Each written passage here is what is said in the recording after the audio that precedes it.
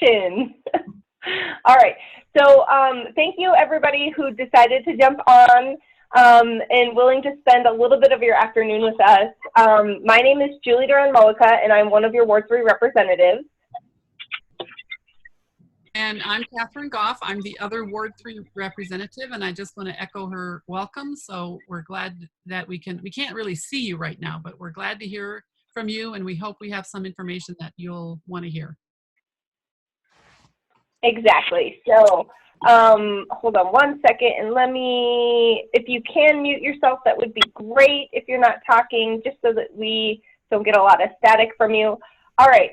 So it's been a long time since we've actually been able to see any of you in person, so it's unfortunate, but you know, if this is the best we could do for now, then we'll take it.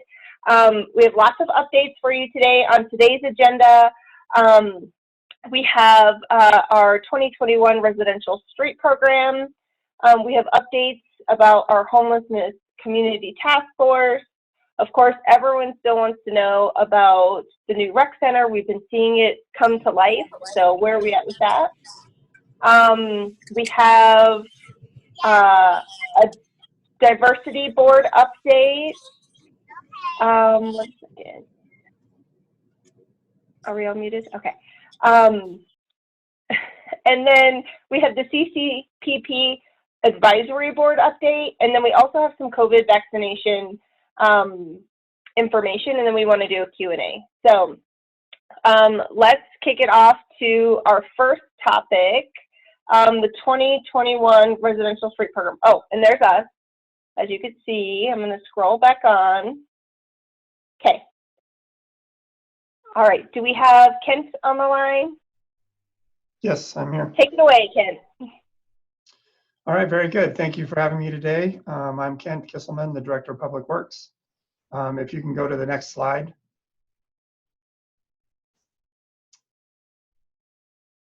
So hopefully you can see this map clear enough. I'll cover some of the things that are represented on it. The yellow lines that you'll see are the roads that we did with the paving project in 2020. So that included Cherokee Street, 107th Avenue, and a long stretch of North Glen Drive. And then for 2021, what we're proposing to do, that'll be on the next sheet that I'll cover, but we're proposing to do a section north on Alcoma Street. In the middle is the large section of Malley Drive, and then Alcoma Street to the south, which goes into continues down to Kennedy Drive. And then the major arterial that is along your ward is Washington Street. So that's going to be a big one there. Arterial. We're trying to do one arterial a year, and last year we did 104th, and this year is Washington. In addition to this page, you'll see a couple symbols. You'll see a green traffic light over there on Huron, and on the next page I'll let you know what that is. So that's the Hawk signal that is for the Highline Trail. And that's going to get an upgrade for cabinet and controllers in 2021. We did receive a little over $700,000 in grant funding to do Connect North Glen, and this will be a part of those funds. You'll also see little pedestrian symbols on here, and those will be rectangular rapid flashing beacons.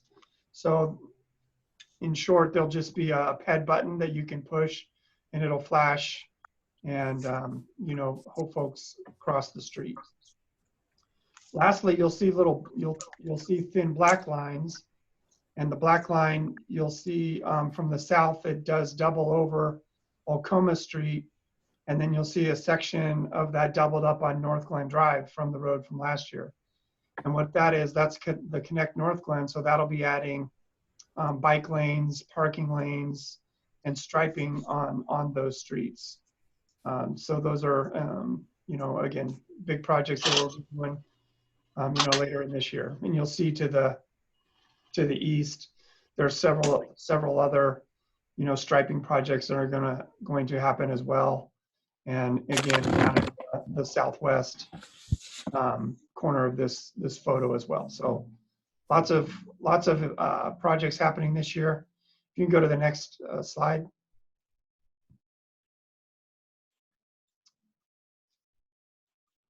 So this is just, again, reinforcing what we talked about, what the rectangular rapid flashing beacon looks like. This kind of setup here where this bus, and this isn't North Glen, but this will be a similar setup. This we'll be doing over on Irma, crossing from the dog park where there's really nothing right now on Irma, and I know that's not your ward, but that's 5 lanes of traffic, and we're going to set up a configuration similar to this so folks can cross the road better in that area. But these will be, installed on either ends of those locations that were on the map. You won't have a center one, but the 2 on either end will be there, and there'll be a button that you can push and it'll activate. And let's all hope that the cars slow down and stop for you to cross the road. The second photo here is just that intersection that I talked about in your ward, the Hawk signal over there. And so it's going to get some cabinet and radio improvements. And that's part of our $1 million traffic program grant that we received, where all the traffic lights in the city are getting an upgrade to the new system. And the last bit there is just the schedule. We put the bid out for the residential street program. We had the bid conference. The bids are due back next week. And then we hope to get the contract approved and notice to proceed sometime late April, May, probably looking at, construction with the concrete. Usually they do the concrete work first. That'll probably be in June, and then paving later in July and August. And I'll answer any questions.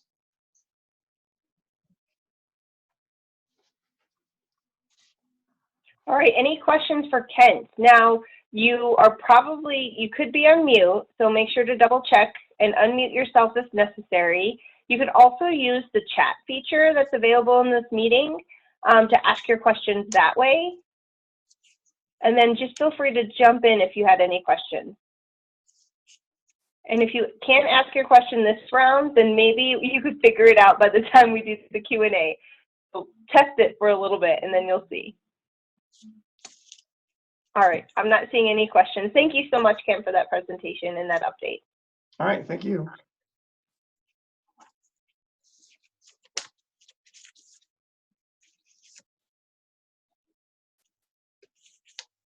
I'm going to introduce Rupa Venkatesh, who's going to give us an update on the Homelessness Community Task Force.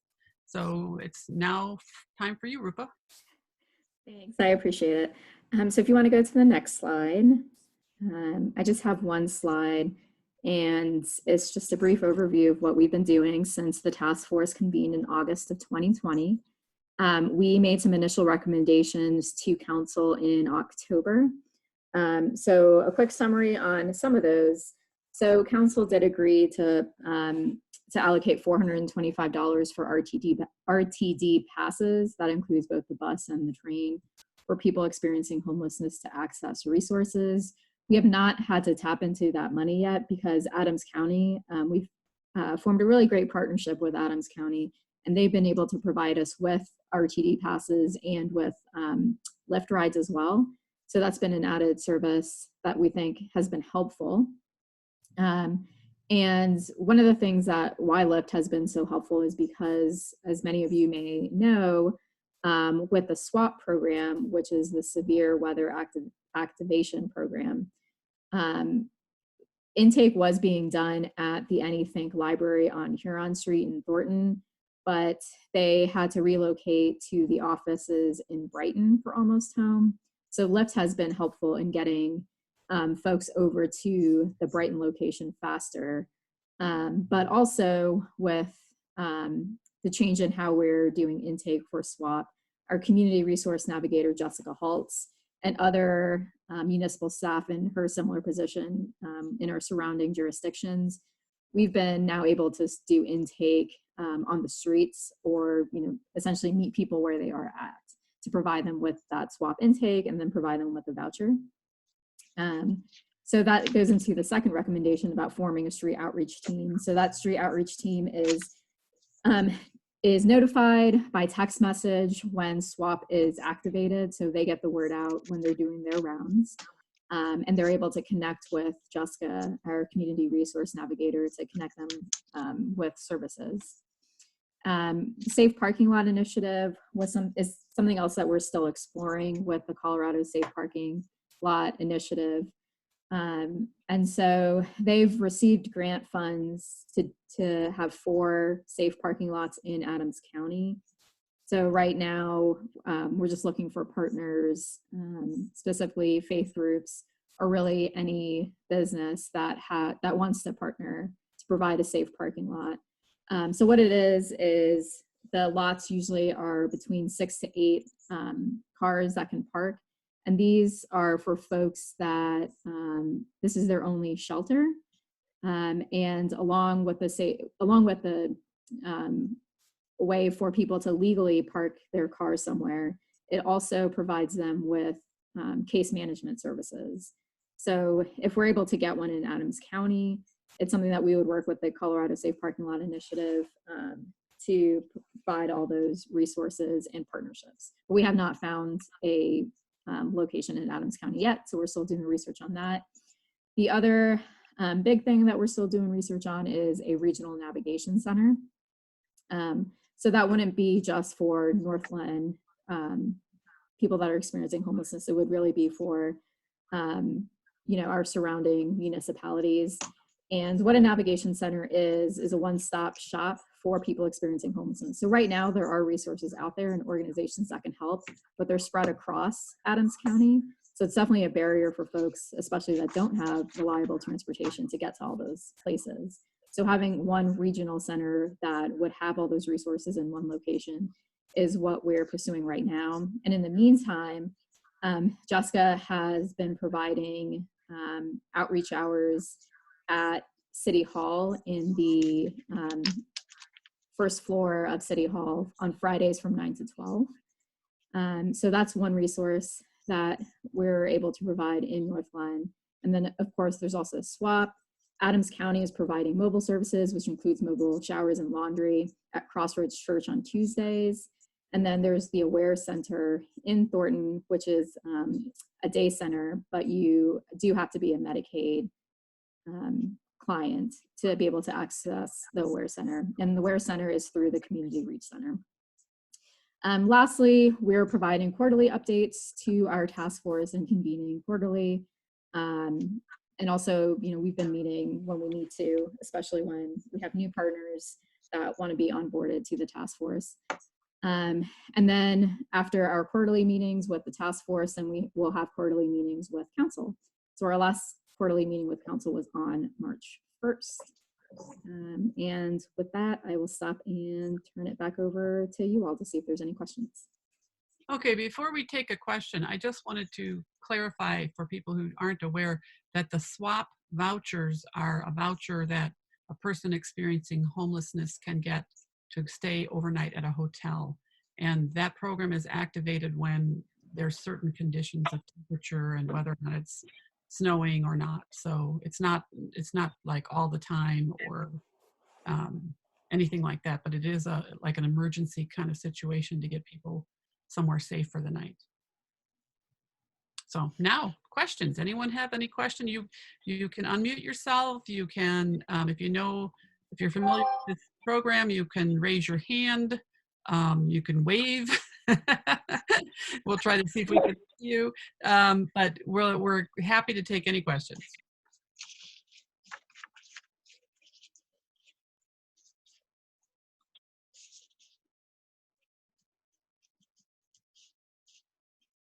All right. Well, we have a very thoughtful group today, not very, very talkative.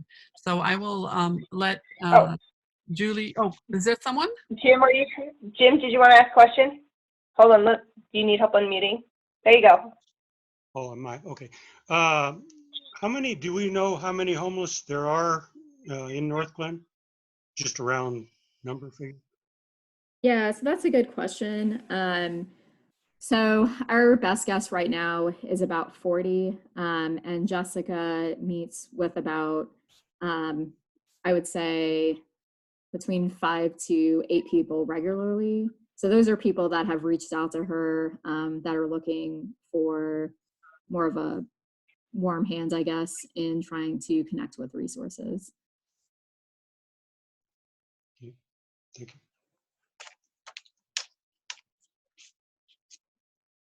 Okay. With no other questions, we can move on. Our next update is actually going to be about the new rec center. So let me scroll. Oh, hold on. Excuse me. Okay. My name is Rob. Okay. You have a question? Go ahead, jump in. I do, and I just figured out how to get my computer unmuted, so I apologize. Great. No worries. It's all technical learning. Feel free to jump in. Probably, I don't know, 3 months back, there was a homeless man that walked up and down my street.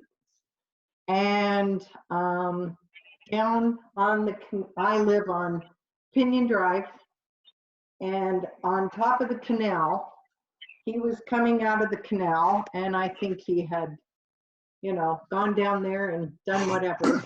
I was concerned. I was getting ready to pull over, and I was on my way to the rec center with hats, coats, that kind of thing, and I was going to give him some, but he was in a position right then that I didn't feel comfortable. So I had called the police, and their only response to me was, "We have no help for the homeless in this area, and unless you can tell me more about him and I can find him, there's really nothing I can do." Because he had gone down into the canal, gone to the bathroom, and that was, and so that's why I didn't feel comfortable approaching him, but I was still concerned about him because he walked up and down my street every day. So I knew he lived in the area, but I never saw where he came from or where he went back to.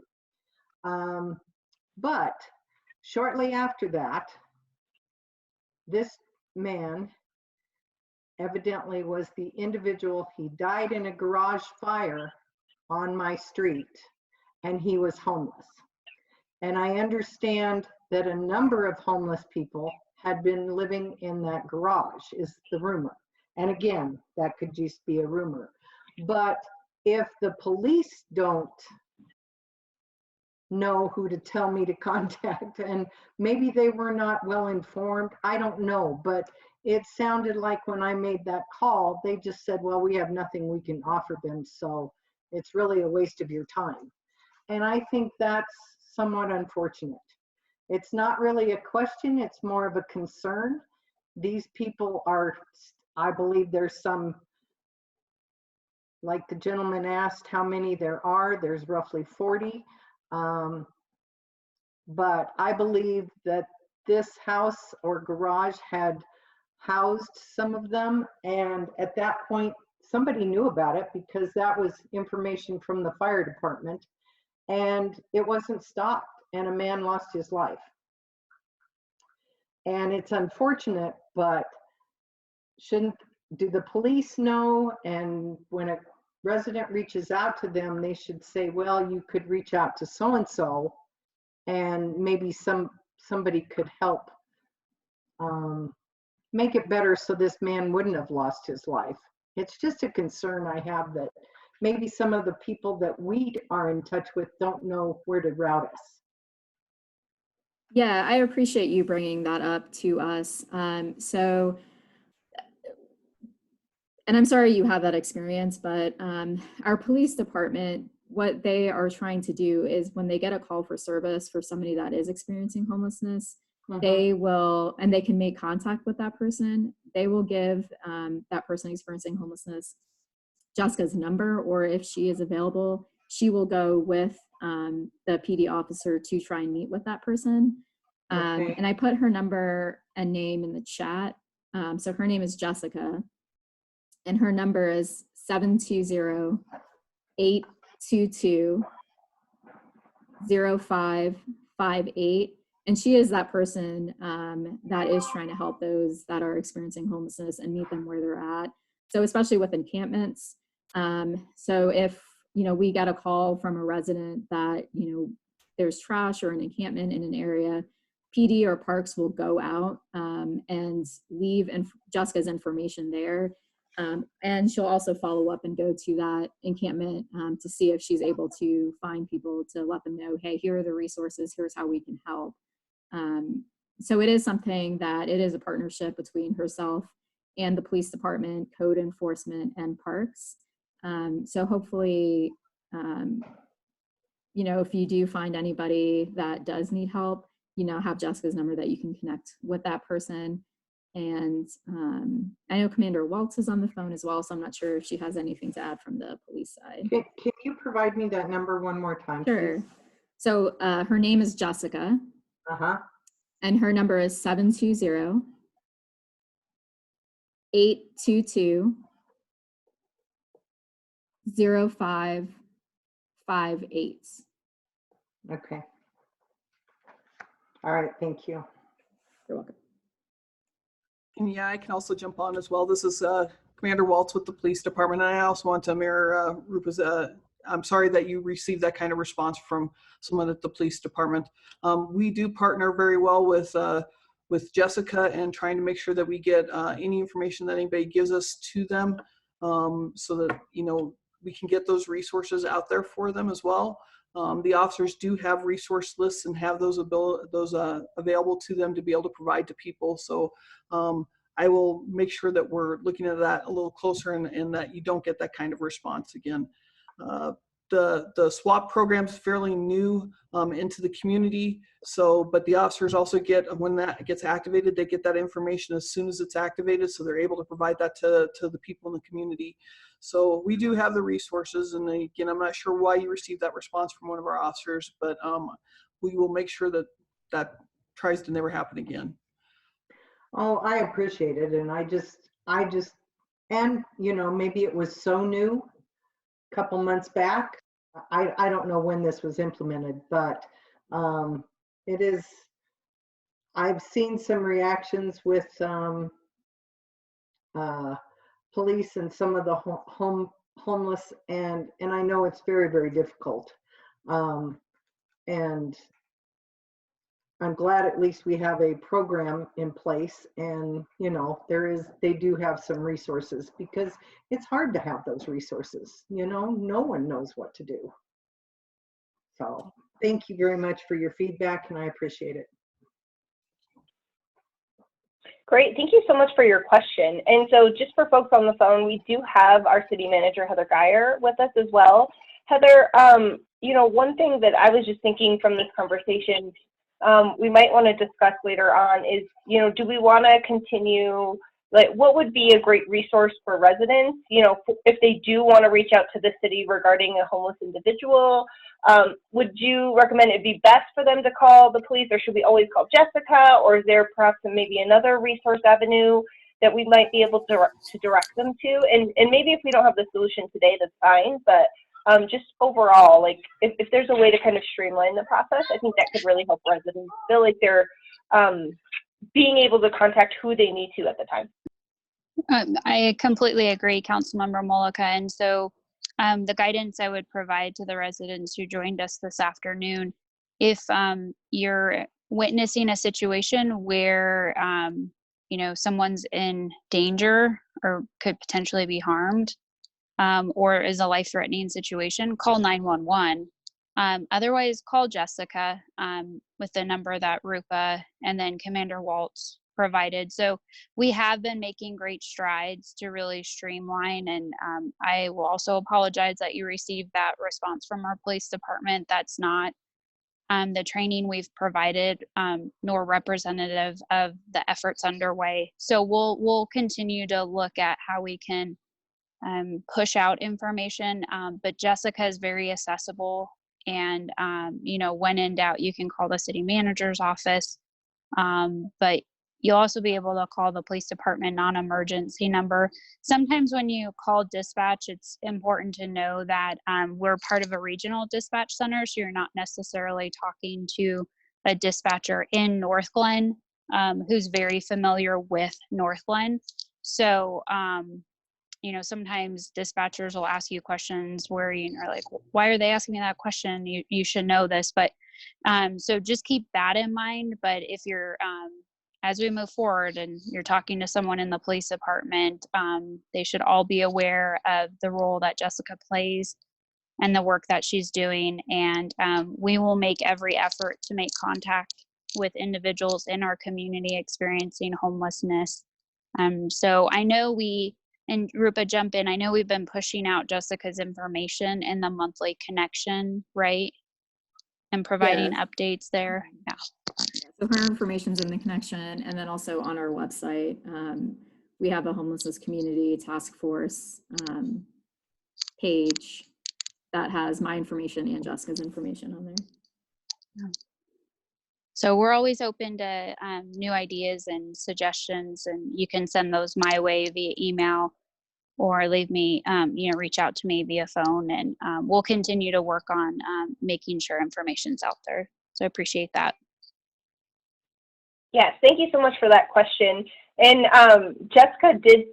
Rupa did put her phone number in the chat as well. So if you can't reach Jessica, feel free to call Rupa, and her phone number is in the chat. So thank you, Rupa, for sending out your phone number as well as just a point of contact. I think it's just important for folks to make sure that they're getting a hold of somebody that, they could use for help. So any other questions regarding homelessness?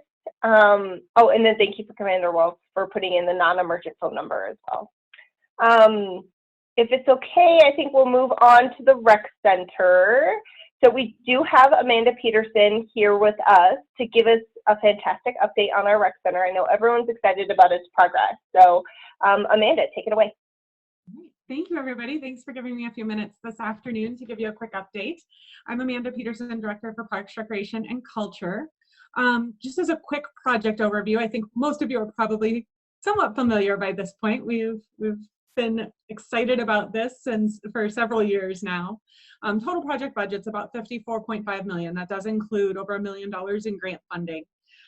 Because we've maintained that budget and we've had some items that have come in under what we initially expected, we were able to add solar power and an outdoor fitness deck back into the project. Those are things that were included in the original design, but we had held back on a bit just to make sure that we could complete the project under the budget that we had allocated. So excited to share with you that we're able to add those back into the final product.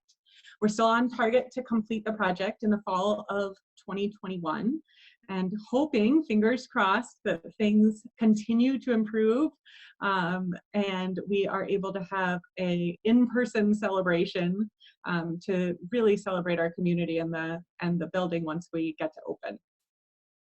Some recent significant milestones, which October doesn't feel that recent anymore, but it also feels like yesterday. It's going so quickly. We held our topping out ceremony in October, and the topping out was really the point at which the last beam was placed on the building. Before that, we were really focused on construction of the foundation, building structure, grading, the underground electrical and sewer, and then from October to now, focused on everything from the exterior veneer to the roof, the HVAC systems, interior finishes, electrical work, and we're really getting to see the building start to come together. Most recently, we started to see drywall and painting and tile start to come into some spaces. So it's been really fun to see those spaces come to light. And next, I have some photos of the project in process. So this is our theater. This photo is taken from about, I'd say, halfway through the seating, looking down towards the stage, where you see sort of the scaffolding that's in front of you. That's the new semi-pit that we'll have for musicians or an extension of the stage. We can go on to the next slide. This is the entryway to the new senior center and theater on the south side of the building. I believe they were up doing some electrical work that morning. You can go on to the next one. This photo is taken in the community rooms. This space will be able to hold up to 240 people at round tables, or it can also be broken into 3 smaller rooms to be used as classrooms or for smaller gatherings. Next slide, please. Some little hints of some of the visual kind of aesthetic in the building. So you'll see the upper left photo is a hallway that leads into what will be the catering kitchen on the theater. I think both of these are on the theater and senior center side. And then the lower right is one of the restrooms on the lower level. Next slide. This is a photo of the gymnasium. So you can see to the left that black railing. That'll be on the outside of the indoor track. I thought I had a photo of basketball backwards going in, but I must not have included that one. But they're right now also using that space to store materials as they're installing them throughout the rest of the building. Next slide. This is the upstairs fitness area. This side will actually be most of our cardio equipment, and then behind it, kind of on the other side you can't see, will be our weight equipment and fitness rooms. And then that fitness patio that I mentioned just before that we were able to add back in is in those the window space between where the plastic curtain is right now. So that'll overlook Festival Lawn, which then has EV Rains in the distance. Next slide. So that was all the photos. I also threw in a little plug for our current recreation programs. The current recreation center is open. Although we're at limited capacity with COVID restrictions, we're starting to add more programs back in as things continue to improve. This spring, we did a short mailer again, so I believe it was just a single page trifold with some basic information about programming. But as we head into summer, we anticipate what we're calling the mini guide, so a shortened version that looks a little more like what you've received in the past with more complete descriptions of all of our programs. Right now, we do have indoor fitness classes. The weight room is open. We're offering personal training at the same rate as a drop-in for those who are not comfortable either in a group setting and you'd really prefer to work one-on-one in a smaller setting with an individual trainer who can help you either meet your fitness goals or show you around the weight room and make that a safe and comfortable experience for you. We also have preschool, we have theater programming. We are able to do small audiences in the theater again. So that's been really exciting to be able to put a show on the stage for the first time. We were able to do that a couple of weeks ago for the first time in almost a year. So that's exciting. And then swim teams and are also starting to regroup. They're not competing quite yet, but they are holding some practices. In our senior center, we're limiting that still to one-on-one appointments. We're hopeful that this summer, as we can continue to see vaccination rates increase, that we'll be able to do some gatherings in our senior center again, with a hopefully gradual return to what we know people have come to expect in our senior center. And with that, I'd be happy to answer any questions that anyone might have. Great, thank you so much, Amanda, for that update and those pictures. They're so exciting to see, you know, paint on the wall, like that's huge. And so we're all just excited to get closer to that opening date. Any questions for Amanda regarding the new rec center or any existing rec center programs? I just have a small question. Yeah, please jump in. Will there be a sauna and steam room in the pool area? That is a good question. We really worked to try to include as many amenities as we could, and we were not able to include a sauna or steam room in the facility. Oh, we were able to, I know, we were able to work in a heated, jetted area in the pool. I know, totally not a sauna or a steam room. But those were probably the 3 things that people kept asking for that we weren't able to quite reach this time around. Was a hot tub, a sauna, and a steam room. So we were able to include the heated, jetted area to try to meet some of those needs. But unfortunately, no sauna or steam room in this facility. Thank you. All right, any other questions for Amanda? Okay. All right. Well, thank you again, Amanda, for your time and spending a little bit of your afternoon with us. I appreciate it.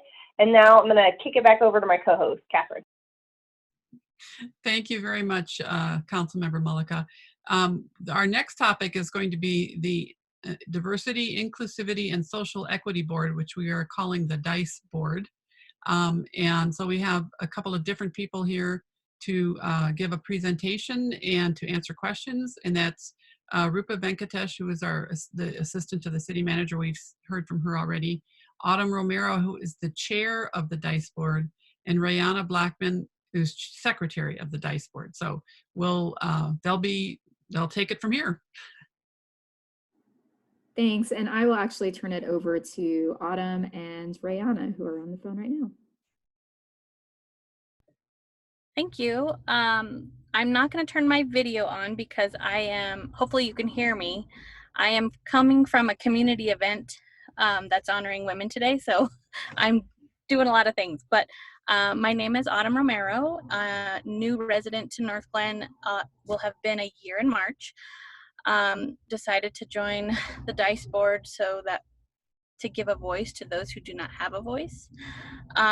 We are relatively new in getting going with what our purpose is, and I think the board is really striving to not do performatory actions, but we really want to examine the policies that are currently in place and any future policy that comes to light to ensure that we are being inclusive in the language and the actions that we take. And that's just a snippet of some of the things we're starting to do. I'm going to hand it to Rayana, and then we can talk a little bit more about some community sessions that we have going on. Awesome. Thank you, Autumn. So I'm Rayana. I have been in North Glen my whole life, so I know the area pretty well. I am the secretary, and I am just about to be finishing high school, so that's exciting. So our whole point of the Diversity, Inclusivity, and Equity Board is to identify the diversity in the community. So our goal definition for the diverse community is to maintain and celebrate our diverse community. So hopefully we can reach everybody's wants and needs and get everybody to be happy and bring this community together. Thank you. That's wonderful. Thank you for sharing that, Rayana. So some of the things that we're working on are, we have a work plan that's coming into place, and part of that work plan will be to have some virtual community listening sessions that will be taking place on April 7th. So we can't do the things that are important to the city without getting the input for those who are directly affected by those policies. And so it's extremely important that we get participation from the community at large so that your voices are heard, that we are actually working on meaningful tasks to ensure that diversity, inclusivity, and social equity is something that, you know, we're working in several communities to make sure that it's on task and on par with everybody that's out there. So please keep an eye out for that. I'm sure we'll be sending, I'm not sure if we're going to be doing a mailer. We might be doing some in the community, handing out stuff so people can see it and make sure that they're aware of it. So huge, please share with your neighbors. Make sure that we get a lot of voices heard on this community listening session. And then if you can go to the next slide, there's just one more.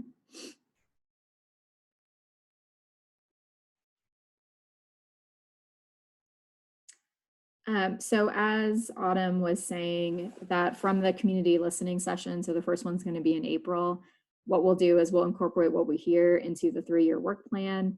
And so some of the highlights from our 3-year work plan, it's divided into 2 different categories: education and outreach, and then policies, as Autumn was mentioning. So under education and outreach, so we held a movie series for February Black History Month. We showed Harriet and 42. And proceeds from those events went to the Cleo Parker Robinson Dance Company. We are working with the city's special events coordinator for a tentative Pride event in June. And then there's a subcommittee that's working on health equity, and in particular for these next couple of months about the COVID-19 vaccine. And then under policies, just some highlights. We are going to be having an upcoming conversation with the city clerk, hopefully, about our boards and commissions and how that all functions in the city and how we can promote diversity amongst who we attract. We'll be talking with Judge Bailhash in mid-March about restorative justice, and then hopefully having a conversation with the Government Alliance on Race and Equity in regards to their racial equity toolkit. And that toolkit, it asks a series of questions that we can ask those questions to existing programs or any new programs to make sure that we're really meeting equity goals that we want to meet. And I don't know if Autumn and Rihanna, you have anything further to add, but thank you. I would just like to add, I thank you guys for giving us the opportunity to hopefully provide change to our community, and hopefully we can bring some more diversity and inclusivity and equity to our community. Well said, Rihanna. I'm excited to work with, we have a group of 11 and some very forward thinkers and a lot of diversity happening there, and it's very refreshing. I think that once this group really gets their legs under them, that we're gonna be able to do some great changes, hopefully. It will take a little bit of time, but hopefully we'll get some good traction, and you'll see some great things, but hopefully we'll get a lot of input from the community. Thank you. Well, and I want to thank both of you for coming and giving up some of your afternoon to introduce yourselves. And if anyone out there who is listening has any questions, this is a good time that you can ask. We have Autumn and Rihanna and also Rupa. And if you have any questions, you can call, if you're on the phone, I think is it star? You press the star, but I can't remember what the deal is with the phone. I'm sorry. Someone will tell us that again in a minute, but you can certainly just unmute yourself and ask the question or put it in the chat. Thank you.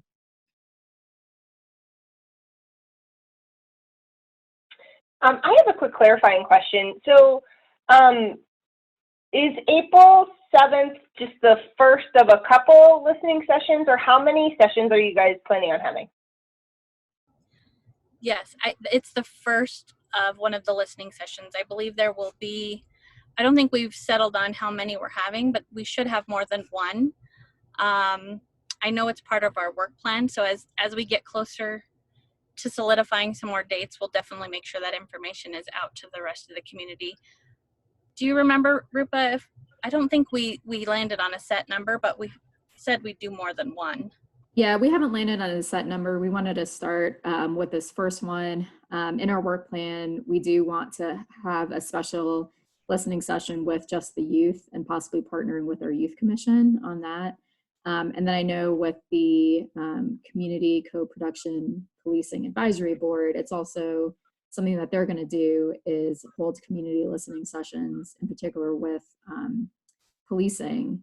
So we don't want to overwhelm the community by providing too many listening sessions. We want to make sure that they're spread out.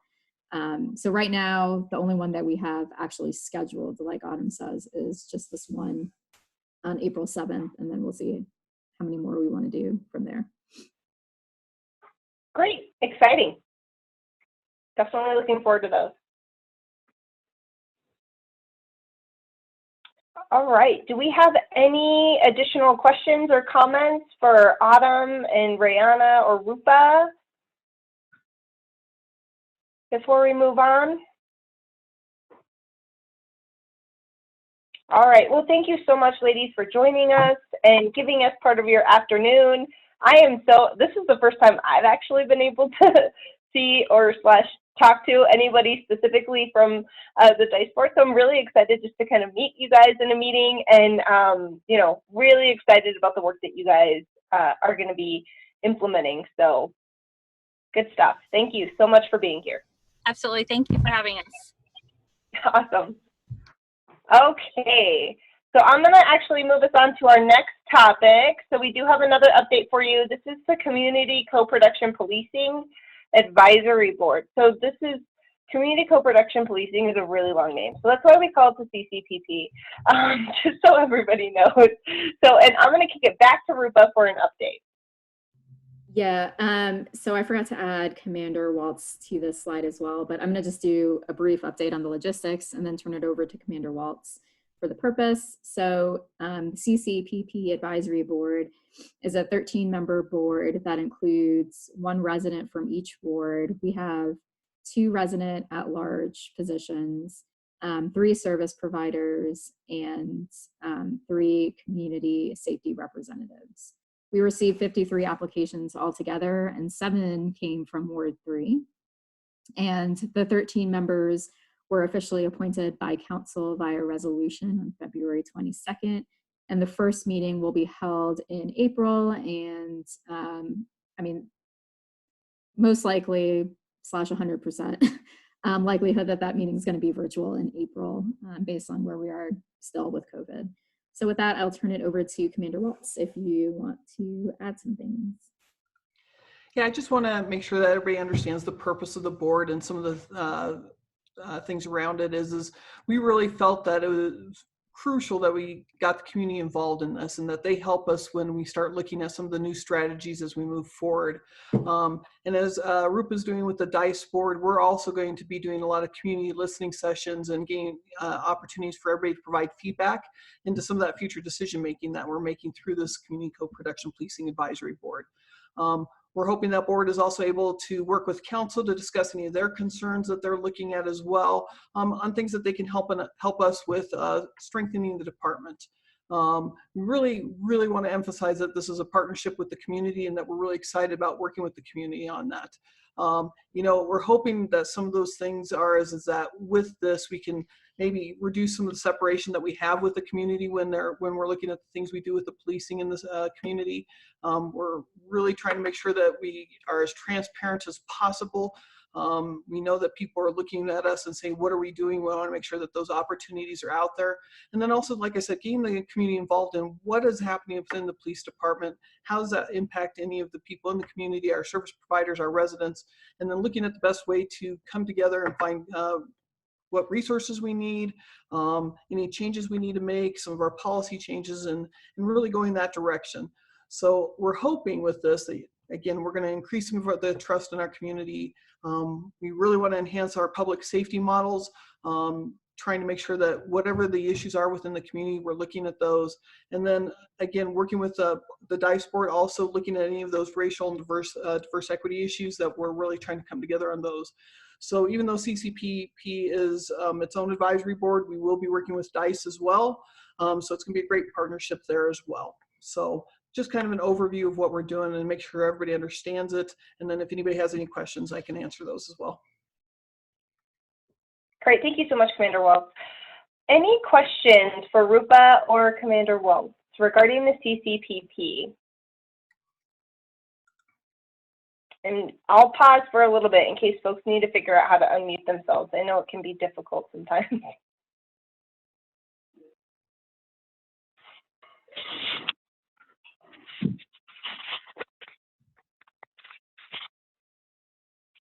All right. Not hearing any other questions. Thank you so much for that presentation and those updates. I think a lot of folks are excited to see how this group comes together and gets lifted off the ground. I mean, we just passed the resolution a couple weeks ago, so they're really at the starting line. But we're excited to see what that group comes up with. All right, so for our next topic, we do have a COVID-19 vaccination update. And Catherine, you were actually supposed to introduce this one. I'm so sorry. Hey, that's all right. It's all right. We're going to hear again from Rupa. She's the woman in the know. She knows everything. So she's going to talk to us about how to sign up and how to find more information about the vaccines. You just set me up, Councilmember Goff. Now I'm not going to have any answers to the questions. So this is also just a one-slide summary. So if you are trying to figure out what phase you are in, you can visit the CDPHE, the Colorado Department of Public Health and Environment website to find that out. So important information for phase 1B3. It now includes those that are 60 and older, or those that have 2 or more high-risk conditions or comorbidities. So that phase started yesterday, so it started on March 5th. And then phase 1B4, which includes those 50 and older, start on March 21st.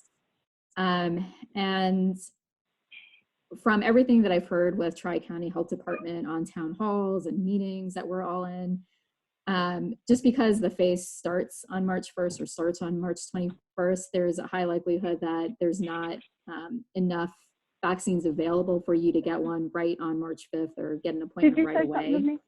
So just make sure that you visit the Tri-County Health Department website to figure out where you can go to sign up to schedule yourself an appointment or put yourself on a wait list. So that's all on the Tri-County Health Department website. And then if you have issues with internet or you're not comfortable using a computer, you can call the state hotline at 877-268-2926. And then one number that I forgot to actually put on this slide, and I'll put in the chat in a second, but Tri-County Health Department, they also have a hotline that can help you schedule an appointment. So the state hotline, the number that I just gave you, they won't be able to help you schedule an appointment, but Tri-County Health Department will be able to help you schedule one. So that phone number is 303-220-9200. And then it's option 2 and then option 1. And they can help you schedule an appointment or register you somewhere to put you on a wait list. So that is the information that I have, unless there's any specific questions or anything else council members want me to go over.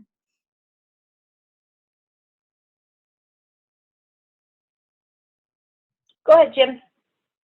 I had a question. My wife had her COVID shot at the senior center on the 1st.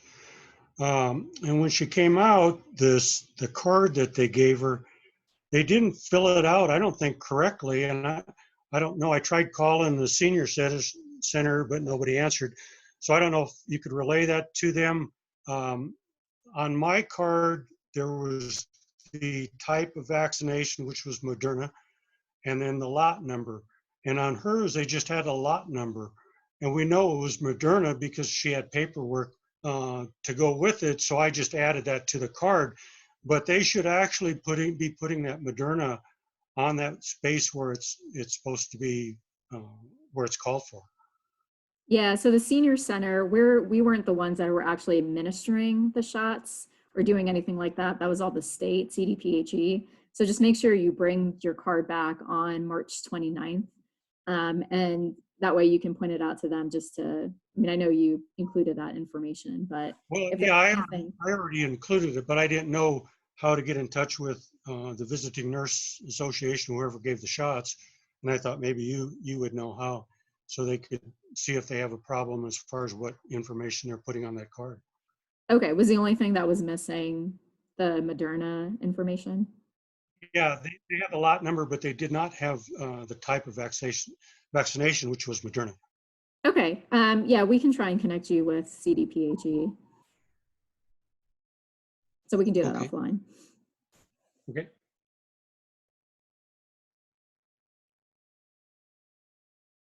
Any other questions for Rupa regarding COVID vaccinations in general, or any other COVID questions probably could go in here too.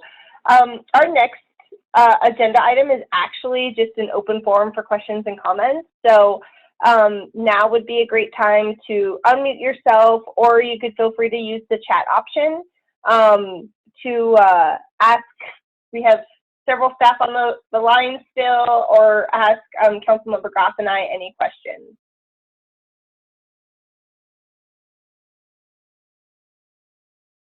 Or any areas of interest, anything like that.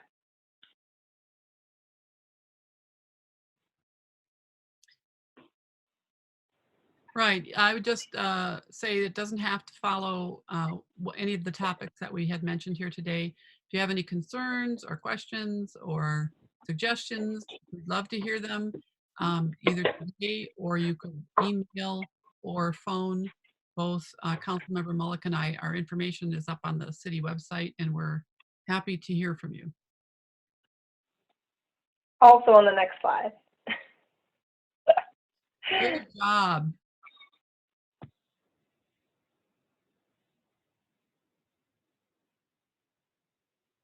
All right, it's a quiet group. I'll take it. That's all right. It's a sunny day, and I get it. So no worries there. But you know, if there are any other questions that you guys have, or just points of clarification, or anything you need help with, feel free to reach out to Catherine or I. We're always willing to help support you with connecting with the right staff, but also in the chat, there were tons of phone numbers given out. You had Commander Waltz put out a phone number, Rupa's cell phone, Jessica Holt's cell phone. She's our community resource navigator. And of course, our city manager, Heather Geyer, also put in her information. So there's a wealth of opportunities for you to reach out to different folks regarding your question. And then other than that, I mean, I don't think that we should hold you on this line. Well, the day is so beautiful. So, I have a quick question. Oh, great. We'll take it. Thank you. Just came on a few minutes ago. Yeah, it was nice. I was walking. Oh, good. Jessica, the resource coordinator. What is the Yes. contact for her? Yes, so Jessica Holtz is our community resource navigator, and her phone number, if you want to reach out to her, is 720-822-0558.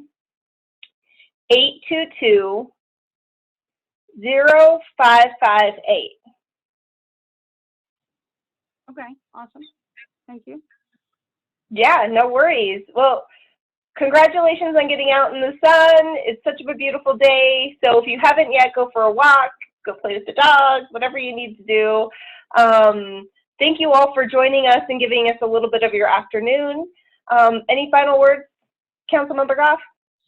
No, just to thank not only the participants who've called in or are watching, but also all of our staff.